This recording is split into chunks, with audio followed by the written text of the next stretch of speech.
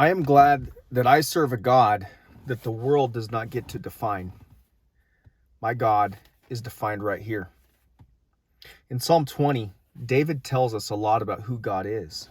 Let's check this out. He says, "May the Lord answer you in the day of trouble. May the name of the God of Jacob defend you. May he send you help from the sanctuary and strengthen you out of Zion. May he remember all your offerings and accept your burnt sacrifice." So to David, the Lord is someone who answers him. To David, the Lord is someone who defends him. The God of Jacob defends. He is the one who sends help from the sanctuary. He is the one who strengthens out of Zion. And he is the one who remembers.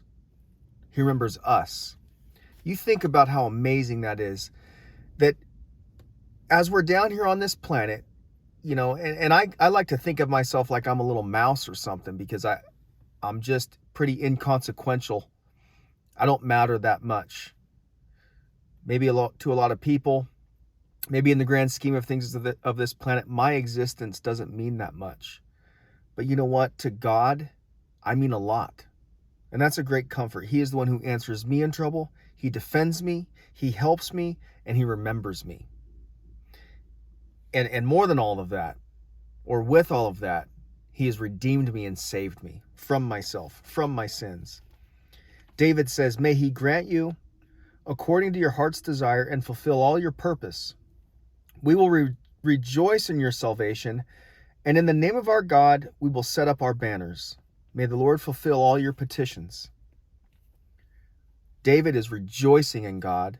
He is rejoicing in the salvation of the Lord, and he wants to lift it up on a banner so that all the world knows who the God of Israel is and who Jacob serves. And then he starts turning this psalm in verse 6. He says, "Now I know the Lord saves his anointed." And this is not just him saying, "Now I know that the Lord saves his anointed." This is an experiential knowledge that he is professing. He says, "I know that the Lord saves his anointed." And David is not just referring to himself as the anointed of God. Yes, David was the anointed king of Israel, but David is speaking about something prophetically. David is saying that the future king of Israel, the anointed son of God, God will save. He says he will answer him from his holy heaven with the saving strength of his right hand. That's exactly what God has done. God has saved his anointed. He did not allow the anointed son of David to stay in the grave, but he has raised him up. We just celebrated Easter, and we celebrate the fact that Jesus is alive, and his soul did not stay in Sheol, but he is alive.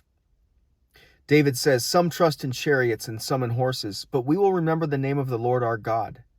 They have bowed down and fallen, but we have risen and stand upright. Save, Lord. May the King answer us when we call." David, as the king of Israel, is saying to God, "May the King answer us when we call." David has a king.